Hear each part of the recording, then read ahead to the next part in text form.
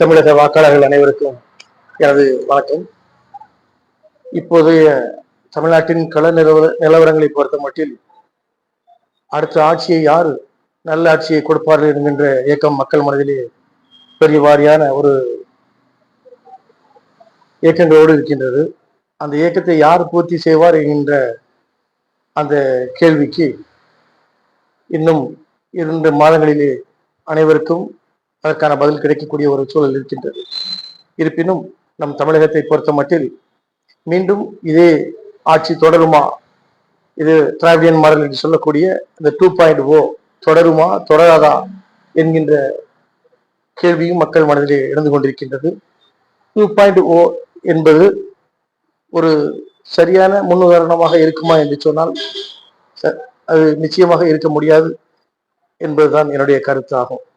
ஏனென்று சொன்னால் மக்கள் நலத்தை பொறுத்த மட்டில் திமுக அரசாங்கம் என்னென்ன நன்மைகளை செய்தது என்று நம்மளால் பட்டியலிட்டு காண்பிக்க இயலுமா என்று சொன்னால் கண்டிப்பாக இயலாது. ஏனென்று சொன்னால் திராவிட முன்னேற்ற கழக ஆட்சியிலே அவர்கள் கடந்த தேர்தலிலே அளித்திருந்த வாக்குறுதிகள் அவர்கள் 97% வாக்குறுதிகள் நிறைவேற்றி விட்டதாக கூறுகிறார்கள். நிச்சயமாக இல்லை. அவர்கள் 25% வாக்குறுதிகளை கூட நிறைவேற்றவில்லை. மக்கள் நலத்திற்கான திட்டங்கள் எதுவும் புதிதாக அறிவிக்கப்படவில்லை. அப்படி பல்வேறு சிக்கல்கள் இந்த ஆளுங்கட்சிக்கு இருக்கின்ற சூழலிலே இந்த புதிதாக திராவிட முன்னேற்ற கழக அரசாங்கத்தோடு, அதாவது திராவிட முன்னேற்ற கழகத்தோடு கைகோர்த்திருக்கின்ற தேசிய முற்போக்கு திராவிட கழகத்தை பற்றி நாம் இங்கே கண்டிப்பாக பதிவிட்டே ஆக வேண்டும். ஏனென்று சொன்னால் திராவிட முன்னேற்ற கழகத்தோடு கைகோர்ப்பது தேசிய முற்போக்கு திராவிட கழகம் கைகோர்ப்பது என்பது அது வைட்டமின் பாவிற்காக ஒரு முக்கியமாக அங்கமாகத்தான் நாம் அதை பார்க்க வேண்டும். விஜயகாந்தை புரட்சி கலைஞர் விஜயகாந்த் உயிரோடு இருக்கின்ற காலத்தை பொறுத்த மட்டில் அவர்கள் அந்த கட்சியை ஒரு அடிமட்டத்திலிருந்து ஒரு குறிப்பிட்ட 5 ஆண்டு 6 ஆண்டு காலங்களுக்குள்ளாகவே அதை எதிர்கட்சி அந்தஸ்துக்கு கொண்டு வந்த ஒரு பெருமை புரட்சி கலைஞர் விஜயகாந்தை சாரும். அப்பொழுது அவர்கள் எப்போதும் மதுரை கருப்பண்ணசாமியை அவர் கும்பிடுவார். அவர் ஒரு குதிரை மீது ஏறி போகின்ற ராஜாவாக இருந்தார். இப்போது அது தேசிய முற்போக்கு திராவிட கழகம் ஒரு மண் குதிரையாகத்தான் பார்க்கப்படுகிறது. அந்த மண் குதிரையை நம்பி திராவிட முன்னேற்ற கழகம் பல கட்சிகள் எங்களோடு கூட்டு வைத்து விட்டதாக தம்பட்டம் அடித்துக் கொண்டிருக்கிறார்கள்.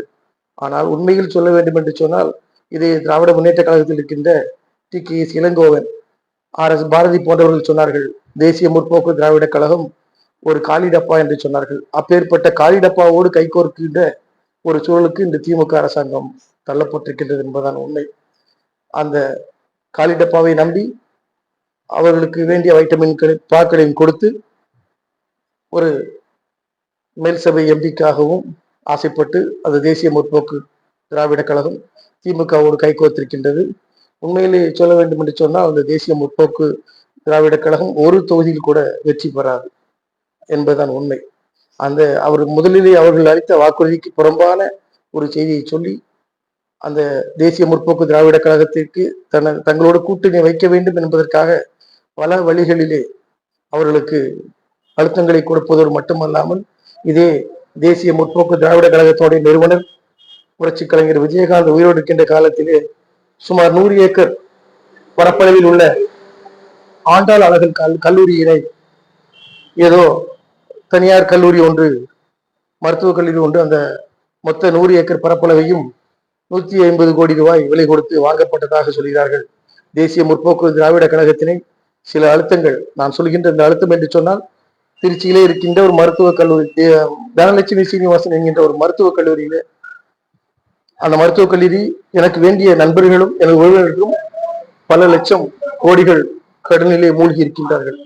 அப்பேற்பட்ட அந்த கடனிலே மூழ்கி இருக்கின்ற அந்த மருத்துவக் கல்லூரி நிறுவனமானது இந்த ஆண்டாள் அழகர் கல்லூரியை விலைக்கு வாங்கியதாக சொல்கிறார்கள். அப்பொழுது விலைக்கு வாங்குவதற்காக போடப்பட்ட ஒப்பந்தத்தில் 50 கோடி ரூபாய் முன்பணம் பெற்றுக் கொண்டதாகவும் மீதமுள்ள 100 கோடியை ஒரு குறிப்பிட்ட கால அவகாசத்துக்குள் தருவதாக அதிலே இரு தரப்பும் சம்மதித்து கையொப்பமிட்டு அந்த ஒப்பந்தத்தை நிறைவேற்றும் பொருட்டு தேசிய முற்போக்கு திராவிட கழகம் அவர்கள் சொல்கின்ற அந்த கல்லூரி நிர்வாகத்தை அணுகிய போது, நீங்கள் திராவிட முன்னேற்ற கழகத்தோடு கூட்டணி வைத்தால்தான் உங்களுக்கு அந்த பணம், எனக்கு வர வேண்டிய பணம் வெளியே ரிலீஸ் ஆகும். அப்படி ரிலீஸ் ஆனால் மட்டும்தான் அந்த பணத்தை வைத்து நீங்கள் நான் உங்களுக்கு தந்து அதை கிரைய செய்ய இயலும் என்று சொல்கிறார்கள். அந்த பல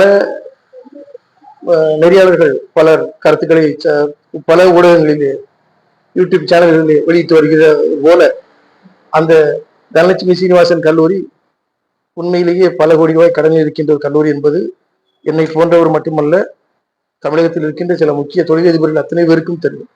கல்லூரி அத்தனை தனியார் கல்லூரி நிறுவனங்களுக்கும் தெரியும். அப்படி இருக்கின்ற சூழலிலே இந்த முதல்வருடைய மருமகன் என்று சொல்லக்கூடிய மாப்பிளை சார் அவர்கள் அந்த 100 கோடி ரூபாயை அவர் மொத்தமுள்ள 150 கோடியுமே அவரது முறைக்குதான் அந்த கல்லூரியை தன்னுடைய பினாமிக்கள் பேரிலே வாங்குவதற்காக அந்த ஒப்பந்தம் போடப்பட்டிருக்கின்றது. அந்த ஒப்பந்தத்தை பூர்த்தி அடைய வேண்டும் என்று சொன்னால் எங்களோடு, அதாவது திராவிட முன்னேற்ற கழகத்தோடு நீங்கள் கூட்டணி வைத்தால்தான் அந்த மீதமுள்ள 100 கோடியும் உங்களுக்கு ரிலீஸ் செய்து தரப்படும் என்று சொல்லி அவர்களுக்கு அழுத்தம் கொடுத்ததன் காரணமாகத்தான் அவர் தந்த சீட்டை, நீங்க தருகின்ற சீட்டை தாருங்கள், எங்களுக்கு ஒரு மேல் சபை என்பதை தாருங்கள் என்று கூறி அவர்கள் திமுக இழுத்ததுக்கெல்லாம் அவர்கள் பின்னாலே சென்று அந்த கூட்டணிக்கு ஒப்புக்கொண்டார்களே தவிர வேறு எந்த விதமான மக்கள் செல்வாக்கு உள்ள கட்சி தேசிய முற்போக்கு திராவிட கழகம் என்று உண்மையிலேயே யாராலும் சொல்ல முடியாது. அப்படி சொன்னாலும் அது உண்மையிலே மக்களால் நம்ப முடியாது. ஏனென்று சொன்னால் புரட்சி கலைஞர் விஜயகாந்த் இருக்கின்ற காலத்தில் அந்த கட்சிக்கென்று ஒரு தனி செல்வாக்கு உண்டு. குறிப்பாக திருநெல்வேலி மாவட்டத்திலே ராதாபுரம் தொகுதியில் கூட புரட்சி கலைஞருக்கென்று பல ரசிகர்கள் உண்டு. அப்பேற்பட்ட அந்த ரசிகர்கள் இருக்கின்ற காலகட்டங்களிலே இந்த ராதாபுரம் தொகுதியிலே தேசிய முற்போக்கு திராவிட கழகத்தின் சார்பாக ஒரு வேட்பாளர் நிறுத்தப்பட்டார். அவர் அப்போது இருக்கின்ற சூழலிலே அமோக வெற்றி பெற்றார். அதோடு மட்டுமல்ல, தமிழகத்தில் எங்கும் பரவலாக தேசிய முற்போக்கு திராவிட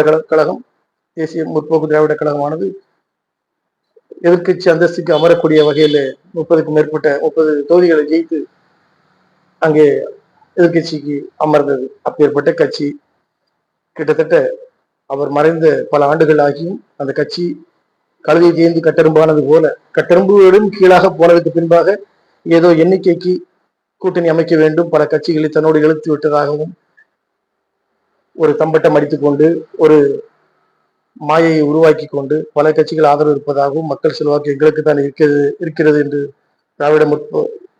திராவிட முன்னேற்ற கழகம் ஒரு பொய்யான தம்பட்டங்களை அடித்து தமிழக மக்களை ஏமாற்ற நிற்கின்றது. தமிழக மக்கள் விரைவிலேயே, அதாவது ஒருவர்கள் புரட்சி என்று சொல்லக்கூடிய வகையில் இந்த தேர்தலிலே இந்த 2.0 0.0 மாறும் என்பதை உண்மை தமிழக மக்கள் அத்தனை பேரும் பொறுத்திருந்து பார்க்கத்தான் போகிறீர்கள்.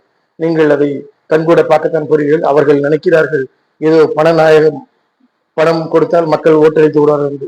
7,000 கோடி ரூபாய், சுமார் 7,000 கோடி ரூபாய் ஆதி திராவிட மற்றும் பழங்குடியினர் நலத்துறையில் இருந்து இந்த 1,31,31,31,00,000 குடும்ப அட்டைதாரர்களுக்கு எதற்காக அந்த 5,000 ரூபாய் ஒரே நாளில் வழங்கப்பட்டது என்பதை நீங்கள் சற்று சிந்தித்து பார்க்க வேண்டும்.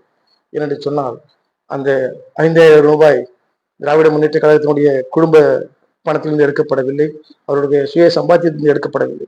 மக்களுடைய பணம், அதுவும் குறிப்பாக நம்மை போன்ற மக்களுடைய பணம், குறிப்பாக ஆதி திராவிடர் மற்றும் பழங்குடியினர் நலத்துறையிலிருந்து அந்த பணத்தை ஒரே நாள் இரவில் 24 மணி நேரத்தில் அந்த பணத்தை சம்பந்தப்பட்டவருடைய வங்கி கணக்கிலே வரவு வைக்கப்பட்டதாகவும் அதை ஒரு பெரிய சாதனையாகவும் கூட கூறி வருகிறார்கள். அப்பேற்பட்ட இந்த திராவிட முன்னேற்ற கழகத்திற்கு எதிர்வரும் இந்த தேர்தலில் 2020 தேர்தலில் 2.0